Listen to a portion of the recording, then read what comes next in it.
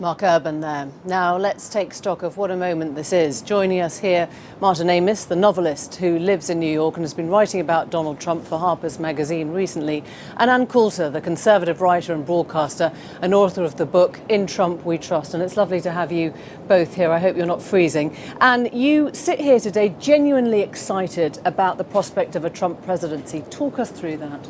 Well, what Trump did, I mean, both political parties left it wide open for him. He's not a Republican, he's not a Democrat, and luckily he didn't need the donors and the lobbyists for the money to run his campaign. So it's just like he saw a $1,000 bill lying on the ground and he was the only one who would pick it up. For every issue, endless wars in the Middle East, job-killing trade deals, and most of all, open borders and just the out-of-control illegal immigration and legal immigration system, he comes along and takes the most popular position, which is why they keep going after Trump for his personal baggage. It's not about Trump. It's never been about Trump. It's about his issues, and it's the people against the ruling class. So you think it is his personality that has really sold you on him then? I think I just said the exact opposite. But you're talking about his populism. I'm talking about his issues. Okay. No one is voting for Trump because of his personality. They are voting for Trump because of his issues. And that is the interesting thing, Martin Amis, that when you ask people who concentrates on issues, most people think it would be Hillary Clinton. She talks about policy. Trump is the one that actually talks about issues in terms of how they affect people, right? Well, I've never seen anything very coherent from Trump on any issue at all. He has made it, because his personality is so repulsive and overwhelming, that's all there is to talk about. I don't think, can you remember a single soundbite apart from building the wall? I mean, he hasn't got any detail. All he's got is an attitude. The fact that attitude is speaking to a lot of Americans is a great interest and concern. But I don't see him commandeering the issues question. I think he's giving a presentation of the wonder of Donald Trump, and he thinks that'll be enough. I couldn't disagree more. I have a whole chapter in my book because every time since Trump announced, I'd walk in to get coffee in my kitchen and I'd see someone on TV saying, "Oh, he has no policy specifics. He doesn't do no nuance. He doesn't know the facts. Will we get specifics?"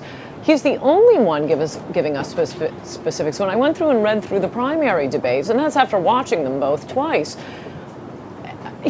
luckily he doesn't have that politician's trick of saying people are frustrated and describing the problem. He answers everything directly. We do know what he'll do with the border.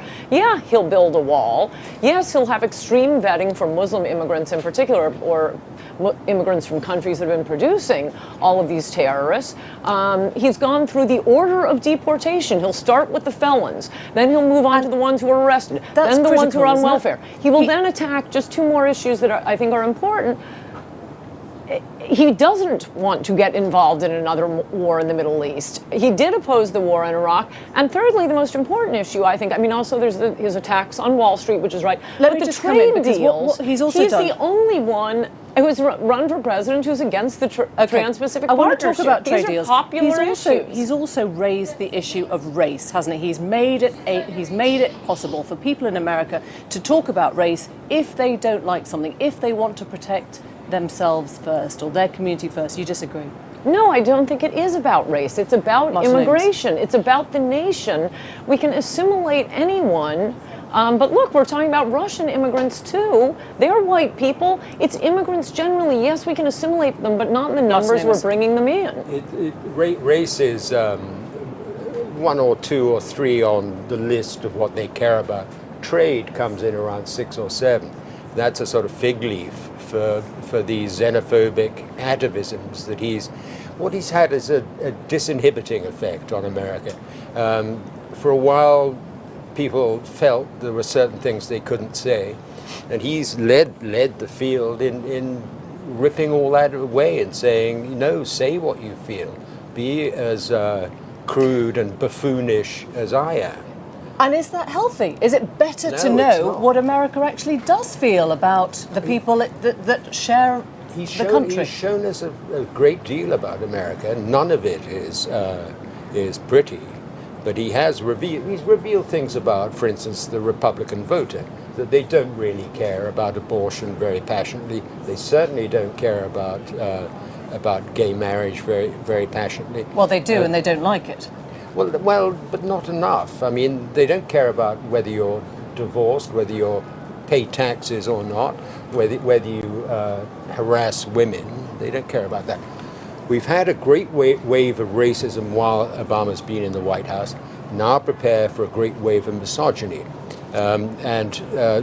We've already seen it for years for and the last 18 months. Would you accept that America has become more racist under Obama and it has to prepare to become more misogynist under a Trump presidency? No. I think these are all just the slanders. Like I say, instead of discussing the issues, and Hillary did call the Trans-Pacific Partnership, I don't know if your viewership knows about it, but it would take any jobs that haven't been shipped to Mexico and ship them to Asia. In the 1980s, we had more than... We'll come on to the trade question in 1 second and discuss Clinton's place. But just answer that question. Issue. Yeah, but just answer the question of racism and misogyny within the Trump campaign. No, these are slanders because they don't want to talk about what I keep trying to talk about and you keep cutting me off from talking about. It is about the issues. That's what people are voting for. It is about trade. It is about jobs. And yet they throw all these crazy slanderous charges at Trump. You and American Democrats are completely wrong to focus on the race issue or the misogyny issue. Why don't you look at Hillary Clinton changing her position on TTIP? She's clearly worried about this. Bernie Sanders has raised the issue of anti-globalization, and he's tapping into something that strikes a chord. Yes, but I think that is all minor. I mean, what happened when Obama became president was certain people thought, oh, we can relax a little bit about race.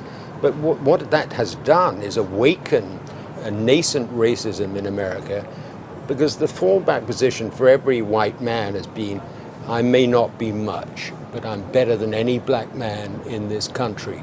And they look at Obama and they suddenly realize that they're not anymore.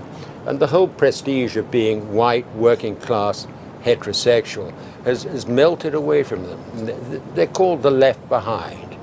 So you are sympathetic to that or not? Sympathetic to? Well, would you say that those people are racist, or is that the wrong word you should use about people who are left behind? When it comes to, let's take the deplorable question. Hillary Clinton said half his supporters were the deplorables. And the politician can't say that, but we can. And would you, with a straight face, say that Donald Trump isn't deplorable? You think he's not to be regretted? No, I think... You don't blush when you see him. No, if I can answer, no, I think your sneering remarks about white men, why do you have to turn everything into race? Again, Trump and his supporters care about the country and the issues. And as for white men feeling like they're better than blacks, I submit that, and that's what the evidence looks like now, but we'll find out within 24 hours if I'm right. I've been taking bets on it all year. I will bet you Donald Trump gets more of the black vote than any Republican since Richard Nixon, or you don't have black people rushing to the polls. The idea that this is whites trying to oppress blacks, no, it's Americans against the ruling class, because for people like you, immigration is a triple. You get cheap servants, you get virtue, and you get someone to stand between you and the hordes. It's great for the ruling class. It's not so good for people who are competing for those jobs, including blacks, including Hispanics, and some white men. Some white women. The black question is the essential question in America. I mean, let's not forget, you had a civil war about this, and 650,000 of you thought it was worth killing each other, either to abolish it or to maintain it. After that, you had another century of Jim Crow and segregation. And it was not until a century after the Civil War did you make any progress at all. We will be carrying this on Facebook with a live discussion, but that's all we have time for tonight. We'll be back in New York City tomorrow. We'll have a special program on Wednesday, Results Day, from Washington. From all of us here, good night. Thanks for watching.